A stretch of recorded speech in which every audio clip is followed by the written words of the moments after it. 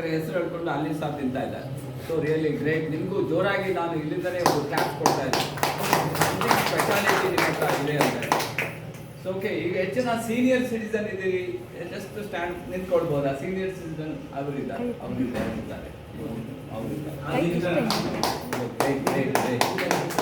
ಯಾಕೆಂತಂದ್ರೆ ನೀವು ನೋಡಿ 60ರ ವಯಸ್ಸನ್ನ ಕ್ರಾಸ್ ಮಾಡಿದ್ದಾರೆ ಅಂತ ಹೇಳಿದ್ರೆ ನಿಮಗೆ ಒಂದು ಭಗವಂತನ ತುಂಬಾ ಆಶೀರ್ವಾದ ಇದೆ ಅಂತ.